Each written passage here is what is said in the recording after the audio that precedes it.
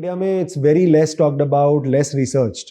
But in my experience, it makes a very big difference in the long-term compounding of returns and the risk management. We have very rich trading data. Because वो आप active हो या passive हो, अगर आप top 750 stocks जो MSCI का larger index है उस पर उनका लार्जर AUM रहा है, तो वो 750 स्टॉक्स का तो आपके पास बहुत रिच डेटा है on liquidity and impact cost.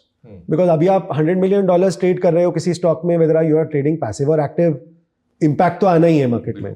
तो वो डेटा इज वेरी वैल्यूएबल, क्योंकि वो as the fund scale up कितना इम्पैक्ट आएगा नहीं आएगा because of a certain position you are taking, and even when you are smaller, वो small cap में कितना आएगा compared to a large cap is very essential information for us because that eats into the alpha otherwise.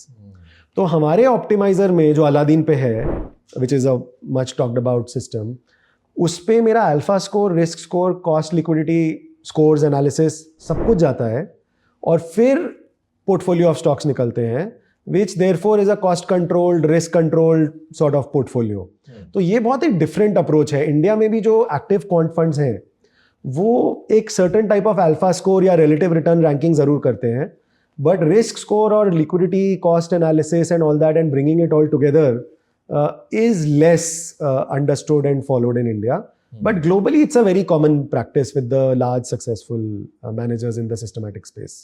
But humans का intervention आता है in many places, some which seems small but can make a large impact, and some which is very core to the process. So for example, हमारे flexi cap fund में हमारे buckets हैं जो एक traditional fundamental fund manager की तरह है कि वैल्यूएशन देख लिया, growth, quality, analyst sentiment, momentum, things like that, right? And majority of these are fundamental, some are more price based, technical, whatever you want to call it.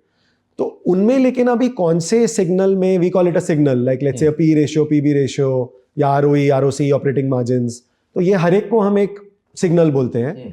तो इनमें हमारे पास India के लिए there are like 400 signals overall in different ways. उन 400 में हमने shortlist किया हुआ है कि there are 200 which are always important, so we always need to track. There may be many other which are more situational. वो 200 में for flexi cap there are around eight various points in time 30 से 40 के बीच में जो active रहती हैं. अब वो 30-40 का हमें एफिकेसी पता है going back in history in different market regimes, उसके हिसाब से एक वेटेज दिया जाता है for to each of these signals. और वो हर सिग्नल का एक स्कोर आएगा हर स्टॉक का, और फिर वो वेटेड एवरेज स्कोर जो आएगा अक्रॉस ऑल द सिग्नल्स, वो मेरा हर स्टॉक का एक अल्फा स्कोर बन जाएगा, which in simple layman terms is nothing but एक relative return expectation. So let's say मैं निफ्टी 500 मेरा बेंचमार्क है और 500 स्टॉक के मेरे अल्फा स्कोर्स आ गए, तो it is nothing that stock 1 का alpha score is giving me a relative expectation compare to the other 499. But जो इंटरेस्टिंग है और हमारे प्रोसेस में इसकी risk and cost, and again ये ना इंडिया में it's very less talked about, less researched, but in my experience it makes a very big difference in the long term compounding of returns and the risk management.